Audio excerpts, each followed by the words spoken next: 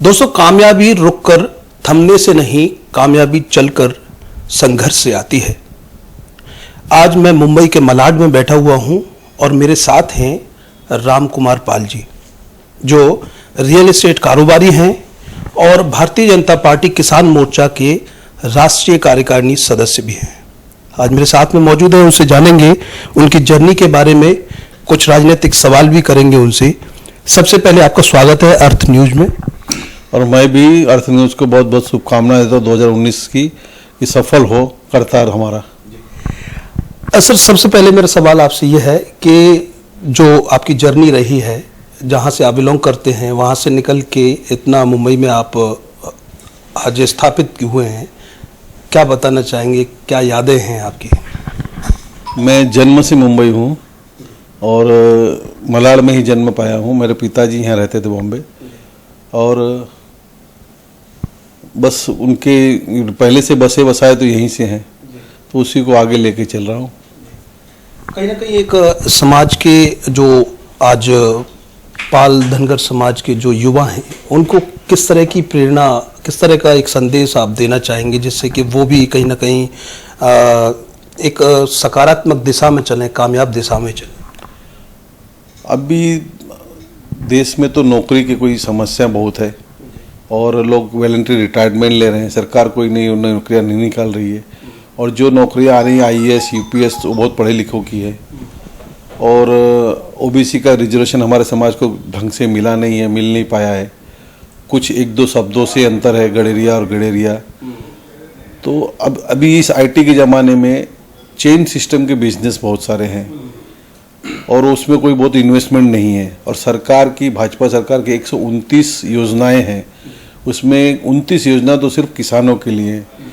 और एक देश की अच्छी योजना है जो आयुष्मान भव, जिसके वजह से हम लोग उसमें 5 लाख रुपए का बीमा मिलता है, उसमें लोगों का इलाज भी हो सकता है। और हमारे समाज के लोग कहते हैं कि हम 14 करोड़ लोग हैं, तो 14 करोड़ लोगों की जब रजिस्ट्रेशन होगी तब ये कि देश की कोई भी सरकार है तो जानेगी कि ये OBC पाल धनगर बघेल 14 करोड़ लोग इस देश में हैं, तब कहीं उनको हक मिलेगा। और वो कैसे जताएंगे? एक तो लाभ लेना भी है और अपने को जताना भी है, इसमें जाता क्या है? अभी एक सवाल और उठता है, जैसे आपने कहा 14 करोड़ की संख्या है, 14 करोड़ की भागीदारी जैसे राजनीति में नहीं दिखाई देती है। माना कि जैसे सपा ने यादवों को काफ़ी प्रोत्साहन दिया, बसपा ने जाटवों को काफ़ी प्रोत्साहन दिया, भाजपा ने ठाकुर और ब्राह्मणों को प्रोत्साहन दिया, लेकिन कोई राजनीतिक पार्टी ऐसी दिखाई देती है पाल धनगर समाज को या गडरिया समाज को कि वो उस पार्टी को आगे बढ़ाए और अपनी जो भागीदारी है, जो अपना एक हक है, उसको ले पाए? अभी हमारे महाराष्ट्र में तो गोपीनाथ मुंडे जी थे, तो उन्होंने एक छोड़ के गए हैं अपने पुत्र, मानस पुत्र, राष्ट्रीय समाज पक्ष जानकर साहब, और उनकी बेटी है पंकजा मुंडे, आज भी एक्सेप्ट करती है कि एक मेरा मौसी का घर है तो एक मेरा ये स्वयं का घर है। तो ये मुंडे जी ने छोड़ा है, और एक यही पार्टी जो है जिससे कुछ नज़र आता कि होगा, लेकिन इसको विघटन करने के लिए अनेक छोटी छोटी शाखाएं, समाज, पार्टियां, समाज में संस्थाएं, ये संगठन बनने देना नहीं चाहते। अब 14 करोड़ है तो 1400 पार्टियां हो जाएंगी, तो कहाँ तुमको हक मिलेगा? आज यादवों ने सपा को ही पकड़ के रखा, उनके 1400 पार्टियां नहीं है, इसलिए वो सफल हुए और वो मांगने में एकत्रित रहे हैं और मांगे हैं, और OBC का उनको रिजर्वेशन मिला हुआ है। तो और एक सवाल ये भी है, महादेव जानकर के अंदर कितनी संभावनाएं हैं? पाल धनगर गडरिया समाज कितनी संभावनाएं देखता है महादेव जानकर के अंदर कि ये लीडरशिप बड़ी कर सकते हैं, या अच्छे लेवल पे जाके ये टॉप मोस्ट लेवल पे जाके ये समाज का हित साध सकते हैं? नहीं, हम उनसे ही अपेक्षा क्यों करें? राष्ट्रीय समाज पक्ष महादेव जानकर से हम उनको समर्थन देंगे और हम उनको समर्पित रहेंगे, तब तो आगे बढ़ेंगे। वो तो बढ़ चुके हैं, आज वो कैबिनेट मिनिस्टर हैं, अब वो बढ़ाने के लिए हमें भी तो सहयोग करना पड़ेगा। आज मुलायम को सब यादवों ने बढ़ाया तो समर्थन दिया तो मुलायम गए, तो इस तरह हमको यहाँ समर्पित होना पड़ेगा। अगर हम खंडित होंगे, अब खंडित मूर्ति को कौन पूछता है? कोई नहीं पूछता। नई स्थापना करनी पड़ती है, प्राण प्रतिष्ठा करनी पड़ती है। तो उसी तरह हमको एकत्र होना पड़ेगा। हमारा काम है, हमारा फर्ज है। हम खाली कहने को कहते हैं कि हम लोग 14 करोड़ लोग, दिखा किस रिकॉर्ड से दिखाओगे कि हम 14 करोड़ लोग, भाजपा को हो चाहे कांग्रेस हो, किस तरह बताओगे कि हम 14 करोड़ लोग हैं? अब अच्छा एक मौका मिला है, आपको एक प्लेटफॉर्म मिला है आयुष्मान भाव का 5 लाख रुपया लेना और अपना 5 लाख का बीमा कराना, फ्री इलाज कराना और अपनी उपस्थिति भी दिखाना कि हाँ इस संस्था में, इस केंद्रीय इसमें हमारी 14 करोड़ लोगों की भागीदारी है।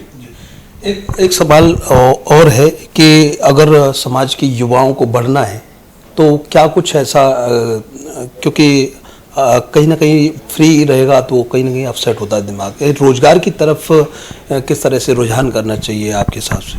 अभी रोजगार में बड़ा आसान हो गया। हम लोगों को तो बहुत तपस्या करनी पड़ी, पैसा है तो काम है। आज तो आईटी के अंदर चेन सिस्टम में कुछ भी घर बैठे बेच लो, कर लो, तो बहुत आसान है। और पढ़े लिखे बच्चे हैं, चेन सिस्टम चला सकते हैं। अपने अपने प्रदेश में पैदा होता है उसको एक नेट पे डाल के बेचा जा सकता है। और हमारा भारत और ऐसा है कि हर जगह की विशेषता है, अलग अलग चीज़ें हर जगह है। अब मिजोरम में जाओ तो सुपारी होता है, केरला में जाओ तो दालचीनी, अपना काली मिरी होती है, और आपका इलायची होती है।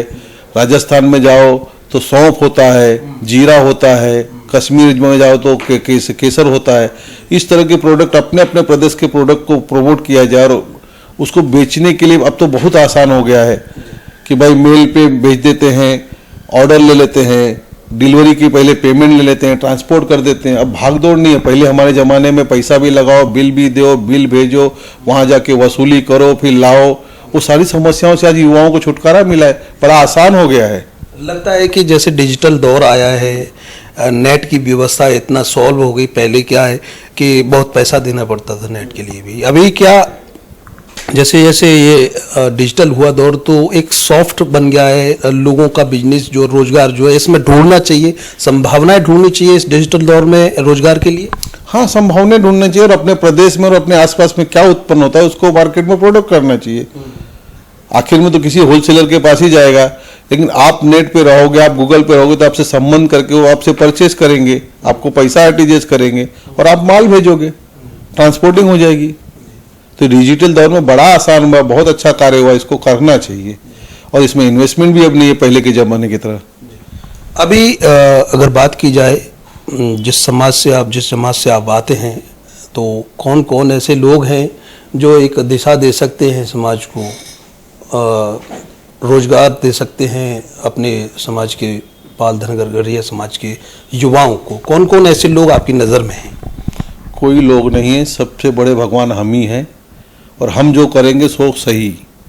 इसीलिए कहा कि डिजिटल के दौर में जो स्वयं के प्रदेश के प्रोजेक्ट है या प्रदेश की जो चीज़ें हैं उत्पत्ति, उसी को ही प्रमोट किया जाए और खुद करो और खुद उसको भेजो, मॉडलाइज किया जाए, उसी को आगे बढ़ाया। किसी के आधार पे कोई नेता देता नहीं है, सिर्फ लेने के सिवा कुछ नहीं देता। आपका समय लेगा, आपका नोट लेगा, आपका सब कुछ लेगा, आपको देगा कुछ नहीं।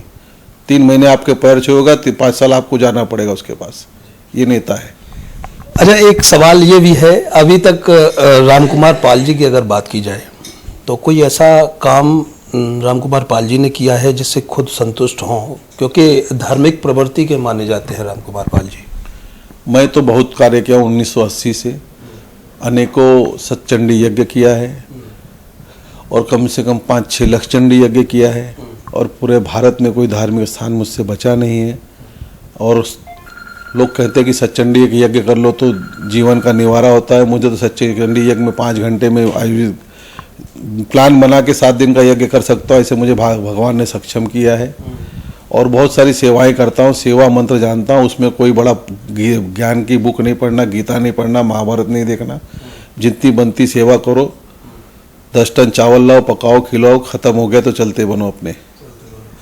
अच्छा, जैसे आपने बताया अपना धार्मिक प्रवृत्ति, एक 1100 जोड़ों का मैंने सुना है आपने, जो शायद मुझे लगता है ऐतिहासिक है ये पाल धनगरगढ़िया समाज में।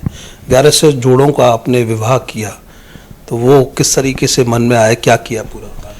ऐसा कुछ नहीं है। मैं भोपाल में गुफा मंदिर में सदस्य हूँ और संतों ने कार्यक्रम किया था, उसमें मैं बहुत अच्छी तरह से सहभाग लिया था। और एमपी में भोपाल गुफा मंदिर बहुत प्रतिष्ठित है और वहाँ पे जो भी मुख्यमंत्री चुन के आता है तो वहाँ का बायलो जैसा है कि वहाँ का वो अध्यक्ष होता है। तो उस मंदिर के कार्यक्रम में मैं पूर्णतः समर्पित था, साथ था और मेरे गुरुजी महंत माधवाचार्य जी का पूर्ण आशीर्वाद और गुरु चंद्रमा दास जी के सहकार्य से उसमें शामिल था। जी, क्या किया फिर उसमें? पूरी सेवाएं की हैं उनके साथ, जो आज इतने मैंने यज्ञ किए सभी साधु संतों के साथ ही किए हैं और देश के अनेकों जगह पे किए हैं। पुरी में किए हैं, तिरुपति में किए हैं, अंबाजी में किए हैं, कोल्हापुर में किए हैं, अयोध्या में किए हैं, चित्रकूट में किए हैं, हरिद्वार में किए हैं। तो ऐसे ही किया, उस संतों के साथ ही किया है। जी, अर्थ न्यूज़ से चर्चा करने के लिए धन्यवाद, क्योंकि आपके बारे में लोगों को हमारे अर्थ न्यूज़ के माध्यम से जानकारी मिलेगी और जो भी हमारे व्यूअर्स होंगे और ख़ास करके पाल धनगर गढ़िया समाज के जो लोग होंगे वो कहीं ना कहीं आपकी बातों से प्रेरणा लेंगे जो आपने बताई हैं। तो आप थे मेरे साथ में राम कुमार पाल साहब, जो मुंबई के मलाड में इस समय हम बैठे हुए हैं, उनसे चर्चा की है। जिस तरीके से आपने अपने बारे में बताया, कहीं ना कहीं एक वाकई कुछ ना कुछ हासिल करने वाला है आपसे, कुछ ना कुछ लोग इनसे सीखेंगे, युवा इनसे सीखेंगे, क्योंकि आज एक स्थापित व्यक्तित्व में से हैं आप मुंबई में और तमाम ऐसे कार्य किए हैं, धार्मिक प्रवृत्ति के भी हैं। उम्मीद यही करते हैं कि लोग इनसे प्रेरणा लेंगे। तहमरीक पीछे आर्यन बघेल में करतार सिंह बघेल, अर्थ न्यूज़।